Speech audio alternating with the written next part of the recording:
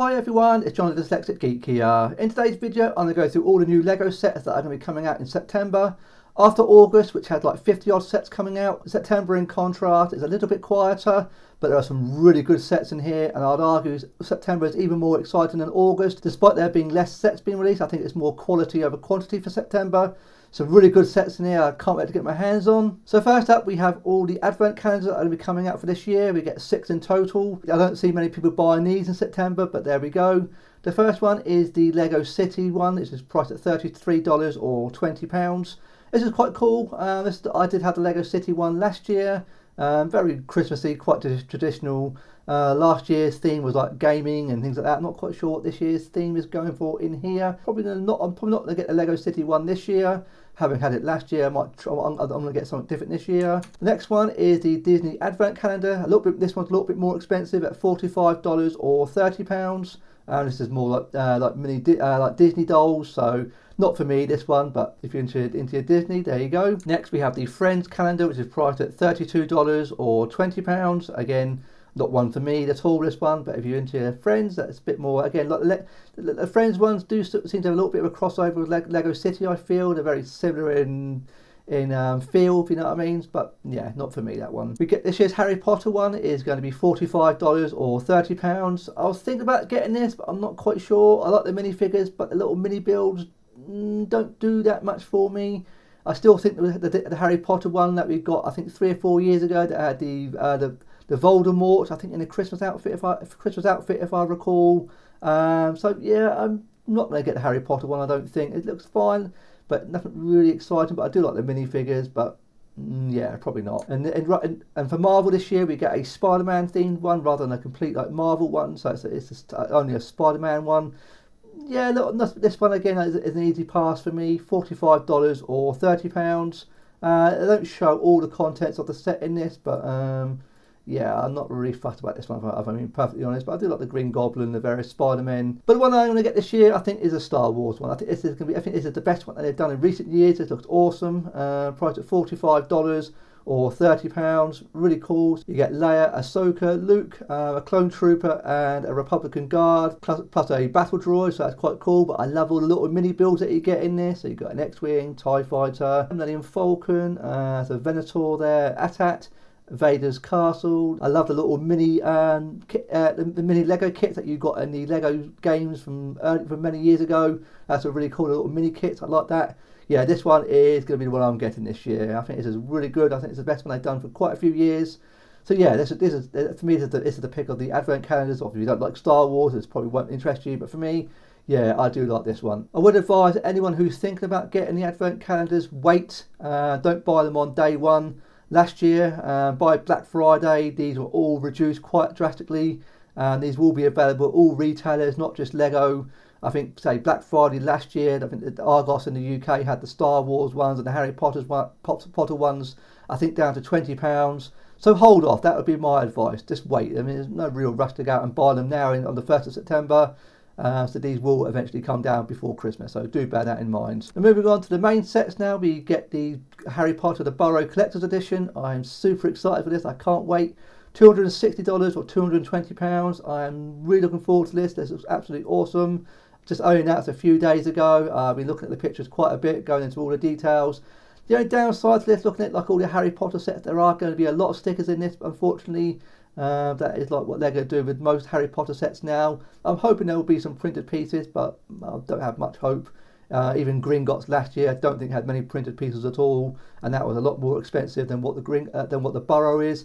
But it's a great looking set. I really do like it. All the little place features, so you can push the button and the pots and pans move around. I think it's awesome. Really, really good. Obviously, the best and most detailed version of the Burrow Lego have done so far. It's pretty substantial. Completely closes up. There's no open back for the first time. So yeah, it really is the most complete Burrow that Lego have done to date. So this looks awesome. I do love all the little references to the Quidditch teams. That's really cool. But stickers, unfortunately, it would be nice if they'd been printed pieces. But it looks really good, quite substantial. Yeah, I'm really looking forward to that.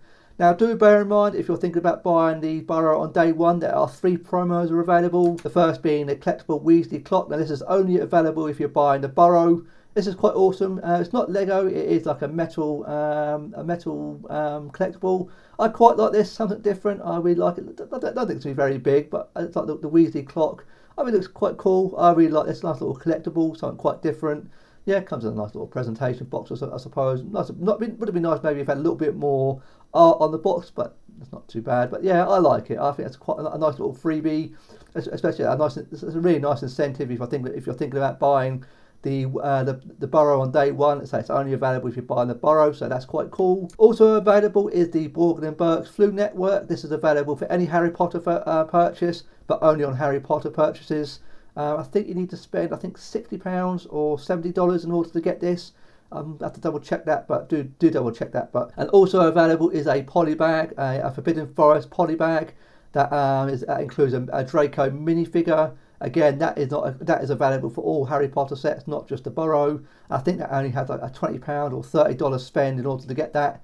But if you buy the Burrow, you will of course get all 3 promos. So that's a really good incentive for day one. Also with the Burrow, if you're thinking about buying it on day one and want to go into London on the 1st of September, the Leicester Square store is doing a set signing. I believe it's between 12 p.m. and 2 p.m. So if you want to get your set signed on day one, make your way to the Leicester Square store. So yeah, that's what I'm thinking of doing right now. I think I would like to get my set signed. So that'd be a pretty cool opportunity. Then we also get an idea set this in September, the Nightmare Before Christmas. This is awesome. I'm really looking forward to this, but unfortunately this is not coming out on September the 1st. This is not coming out until the 3rd of September for Insider members and then the 6th of September for non-members. So it's annoying it's not available on day one. Had it been available on September the 1st, I would have bought this when I go to get the Burrow. But I might wait to hang on and get it later in the month, maybe when there's other gift purchases available. So yeah, if it had been available on the 1st, I would have picked it up. But as it's not, it comes out a few days later. I'm not quite sure why it's delayed by a few days. I know that Lego did the same with the Jaws set in August, and that was delayed by a few days into the month. So yeah, I really like it. I really do. I've been looking forward to this set ever since it was been confirmed to be coming out last year. I know there's been people sort of a bit critical of it, particularly of Jack Skellington's house, but for me, I quite like it as it is. As I say, yeah, it's been drastically changed from the original design, but that would have been very expensive. And it does look quite fragile, so for a retail set, I'm not surprised with the changes that Lego have made. The only really big error of this set for me is there's no Oogie Boogie. That is really disappointing. That is a real big miss. I'm not quite sure why Lego haven't included Oogie Boogie. He's the main character of A Nightmare Before Christmas. So it's a little bit annoying that he's not featured. All the other minifigures I'm really happy with. I do like the Jack Skellington with the longer legs. That's pretty cool. Yeah, yes. So the only thing I'm thinking, maybe the reason they didn't do an Oogie Boogie is it would have been required a completely new mould just for one minifigure. That's the only thing I can think of. As an Oogie Boogie wouldn't really fit a normal regular minifigure, so it would require a special unique mould. That's the only reason I'm thinking of. Maybe if Lego do a Disney Series 3 minifigure collection, that might be a possibility, but I wouldn't hold my breath on that one. So yeah, it's a real shame that he's not in it.